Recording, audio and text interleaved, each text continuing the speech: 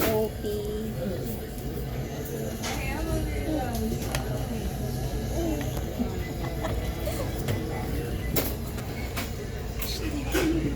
Uh-oh, here we go. Someone doesn't like to be on camera.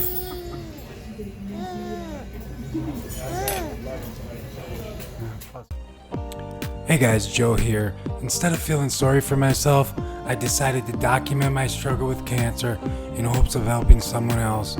Join me in conquering this disease, and together we will build a brand new you. Remember, there is hope. It's not the end. Hey guys, Joe here.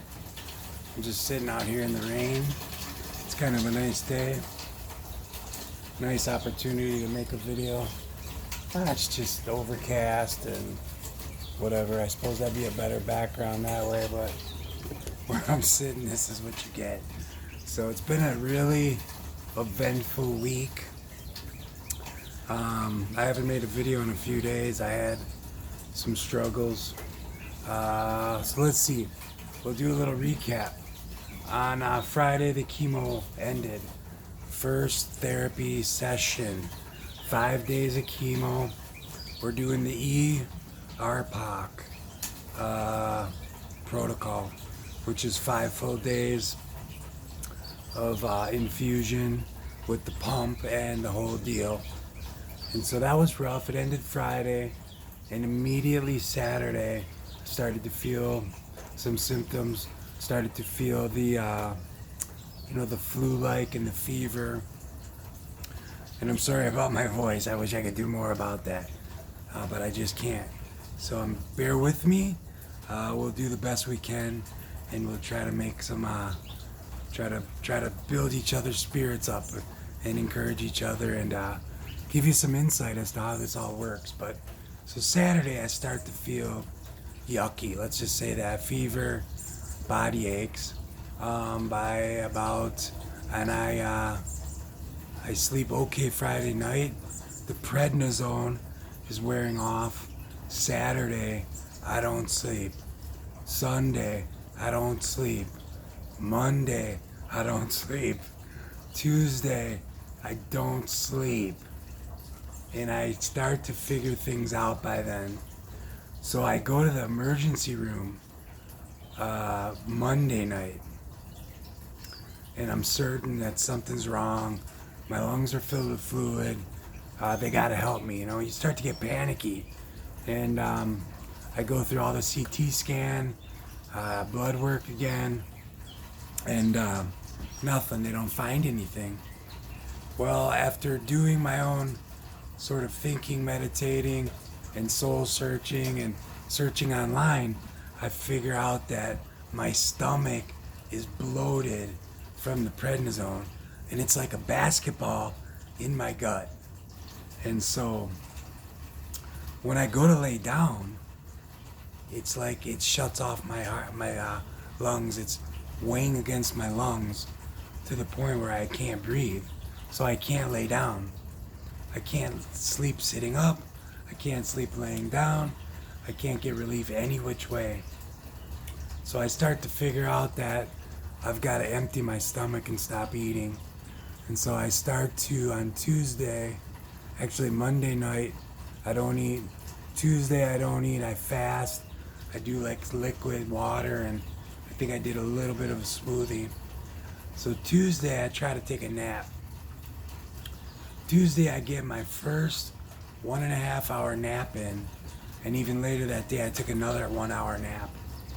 So I got some relief, and I started to figure out that what I need to do is fast, keep my stomach empty, and I should be able to sleep the following night. Sure enough, Wednesday night I sleep. Thursday night I sleep. Today is Friday. So I'm feeling better. My stomach's feeling better.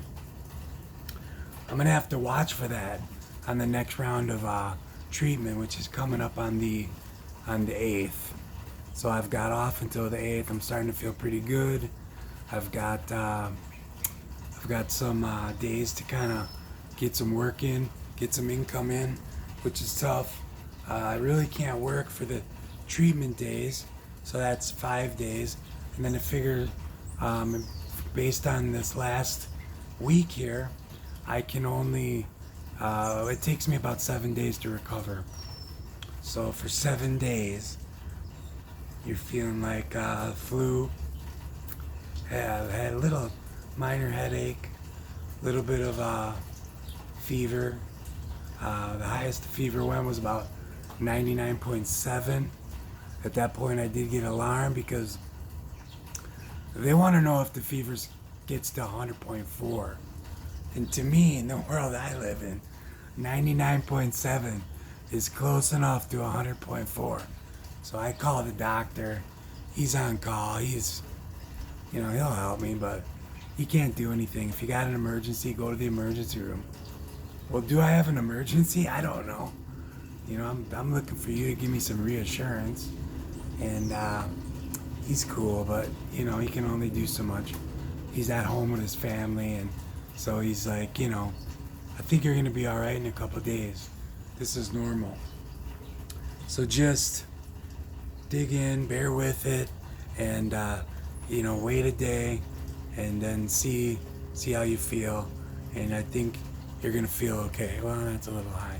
Just trying to adjust the camera here, get a little bit better angle maybe. No, it's either this or that or nothing.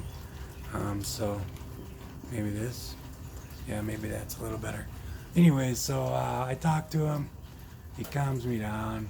He's like, you'll be all right. Couple days, relax, get yourself in there to the ER if you have an emergency.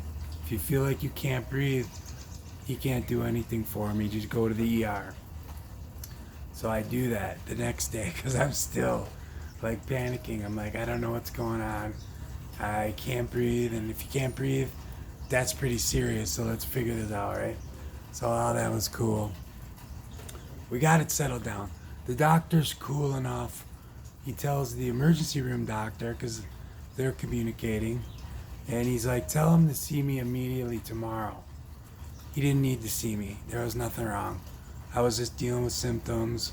I needed to chill out, get my mind right, settle down, and kind of dig in, right? And just endure and just get through this period of yuckiness, really is what it boils down to. You're going to feel yucky, you're going to feel things. So the next day he's cool. He's like, come on in, we'll let's see you. And he didn't need to. I went there, I waited a couple hours because the guy is really phenomenal. People are coming from all around the area to see him. And he's a guy who's not pushing drugs, and I'll tell you a little bit more about that. But he's a good doctor. So I get in there, I see him. I say, how are you? How are you? And I'm doing well. I think I figured out my stomach and my breathing. Oh yeah, what'd you figure out? I tell him to deal with the bloating and all this stuff. And he's like, okay, well, all right.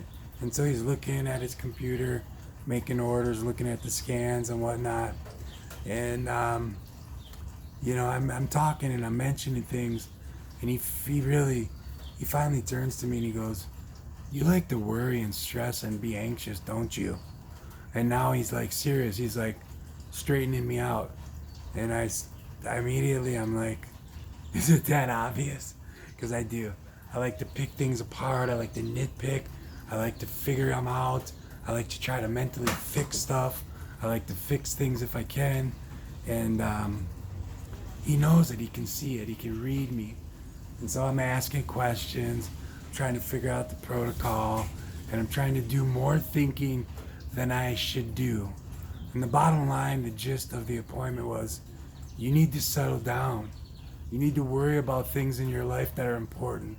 You need to just chill out, straighten out your mind, get your stuff in order, and not focus on all this stuff, these symptoms. He's like, I never told you this was going to be easy. And I told you all the symptoms. You got all the paperwork. And this is a guy who doesn't really like to, if you ask him, hey, how should I fix this? I don't know. If I tell you something that might work for somebody else and it doesn't work for you, you'll be disappointed in me. So I don't get into that.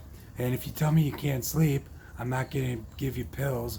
I'm not going to give you pills for every little symptom you have, because your body doesn't need that right now. It doesn't need the extra stress of all those chemicals. You've got enough chemicals going through your body right now. So a lot of make sense stuff. The whole appointment was basically him talking to me, talking me down, straightening me out, helping me to figure it out. I need to get my mind right. I need to settle down, and I need to just be positive, and I need to focus on something else besides this cancer battle sometimes, right?